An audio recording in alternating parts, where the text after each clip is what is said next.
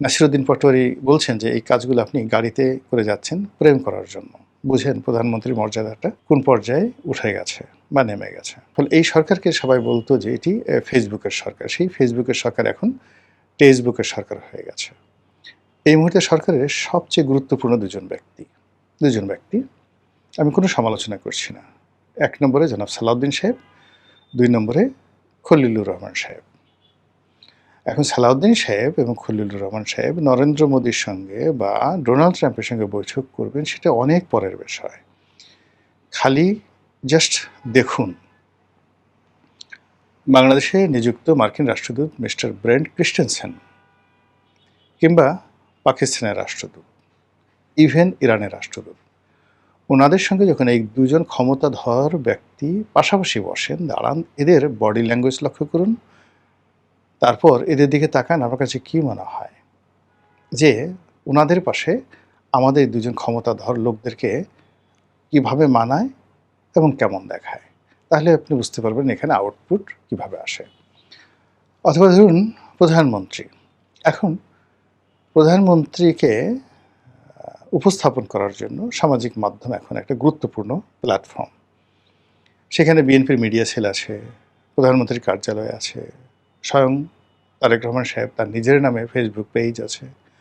অহরহ প্রতিদিন সেখানে ভিডিও দেওয়া হচ্ছে, বিভিন্ন গুরুত্বপূর্ণ ইভেন্টের ছবি দেওয়া হচ্ছে এবং লক্ষ্য করুন যে গত 4 মাসে এটি জ্যামিতিক হারে কমেছে। এখন এই সকল পেজের যে কোনো খবর মানে তাদের ব্যাপারে মানুষের কোনো আগ্রহ নেই, লাইক কমেন্ট কিচ্ছু নেই। ফলে এই সরকারকে সবাই বলতো যে এটি ফেসবুকের সরকার। সেই ফেসবুকের সরকার এখন টেক্সটবুকের সরকার হয়ে গেছে। তো এ সকল পেজে যেটি দেখা যায় যে স্বয়ং সরকার প্রধান তার জীবনের বা দৈনন্দিন কর্মের উল্লেখযোগ্য বিষয়গুলো আপনি কি দেখেন?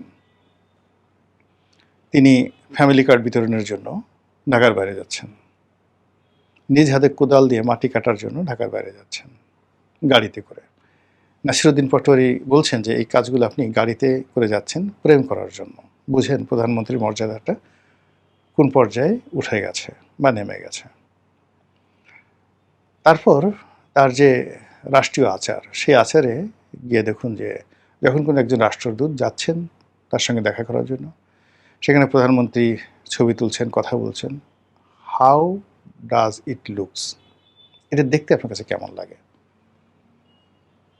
এরপরে তিনি অন্যান্য যে সকল বৈঠক করছেন, নন ফরমাল ওয়েতে অনেকের সঙ্গে কথা বলছেন। প্রতিদিনই একটা না একটা ঘটনা ঘটছে। এই পুরো জিনিসগুলোর মধ্যে আপনি দেখবেন যে সরকার আসলে হাঁপিয়ে উঠছে। তারা সিদ্ধান্ত নিতে পারছে না যে কখন কি করা দরকার। ঠিক সেই সময়টিতে এখানে এই যে ৫ টি পক্ষ পঞ্চপাণ্ডব, এই পঞ্চপাণ্ডবের ৩টি ট্রায়াঙ্গেল, এর বাইরে সরাসরি দুটো রাষ্ট্র সিঙ্গেল ওয়েভে খেলছে। তো সেই ৩টি রাষ্ট্রের মধ্যে ডাইরেক্ট বেসিক সিঙ্গেল ওয়েভে খেলছে চীন, সিঙ্গেল ওয়েভে খেলছে তুরস্ক আর দিল্লি।